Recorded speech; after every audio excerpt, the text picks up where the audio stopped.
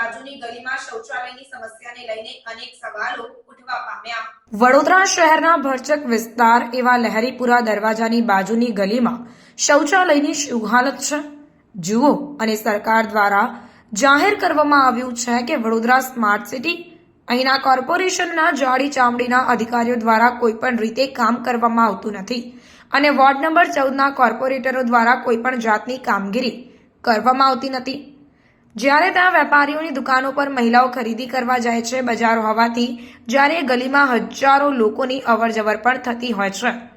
ત્યાંના વેપારીઓએ વારંવાર રજૂઆત કરીને થાકી ગયા, પરંતુ જાડી ચામડીના કોર્પોરેશનના અધિકારીઓ દ્વારા આંખ આડા કાન કરવામાં આવતા હોય છે।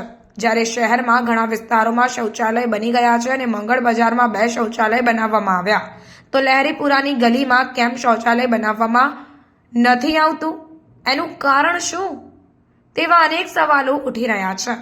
હવે જોવાનું રહ્યું કે ક્યારે તંત્ર જાગે છે અને સ્માર્ટ સિટીની વાતો કરનારા અધિકારીઓ ક્યારે યોગ્ય કામગીરી કરાવે છે, તે તો હવે આવનાર સમય જ બતાવશે।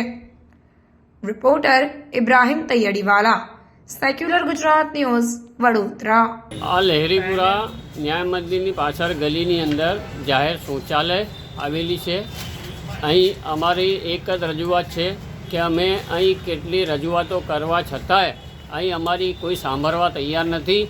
અહીં અમે કેટલી વાર રજૂઆત કરવા છતાંય અહીંના કોઈ સાફ સફાઈ થાય છે નહીં, એનું કંઈ ધ્યાન સાફ સફાઈનું રાખવામાં આવે છે। અહીં અમારી દુકાનો છે, અહીં લેડીઝ એકવાર આવે એના પછી કોઈ લેડીઝ અહીં ગલીમાં આવવા તૈયાર નથી ને અમારે આ વાસના લીધે અમારે 24 કલાક અમારે અગરબત્તી ચાલુ રાખવી પડે છે। અમે સેન્ટનું સ્પ્રેનું મારો રાખવું પડે છે। એ છતાંય અમે જ્યારે બધી જ જગ્યાએ શૌચાલય બની તો અમારી રજૂઆત એ છે કે આ ગલીની અંદર અહીં કેમ નહીં બનતી, એનું કારણ શું છે? અમે કારણ જાણવા માંગીએ છીએ। અમે કેટલી વાર રજૂઆત કરી છે ને એનું લખાણ બી અમારી પાસે બધું જ છે। તો અમે આગળ શું કરવું છે, આપણે કોર્પોરેશનના અધિકારી દ્વારા અમે વોર્ડ નંબર 14ની અંદર બી અમારે બધી જ જગ્યાએ અમે જઈને આવ્યા। અહીં તમે જોઈ શકો છો કે અહીં જે છે આપણે અહીં જાહેર આ છે ને આ ગલીની અંદરથી એ બધું પેશાબ મૂતર બહાર નીકળે છે।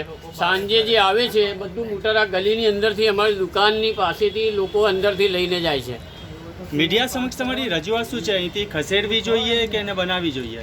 અમારી રજૂઆત તો એ જ છે કે આ જે વિસ્તાર છે, આ જે આખું પટ્ટો છે એ માસ્ટર પ્લાનની અંદર છે, રોડ રેસાની અંદર છે, નીકળવાની વાત છે। અહીં પહેલાં 14 નંબર વોર્ડની જે ઓફિસ હતી હમણાં જે કાલુપુરા લઈ ગયા છે એના પહેલાં કે અહીં ખાલી થઈ જશે એટલે તમારી આખી ઓળ અમે રજૂઆત કરવા જઈએ તમને એક જ જવાબ મળે કે થોડી ધીરજ રાખો, અહીં તમારે આ બધી રોડ રેસાની અંદર નીકળી જવાની છે।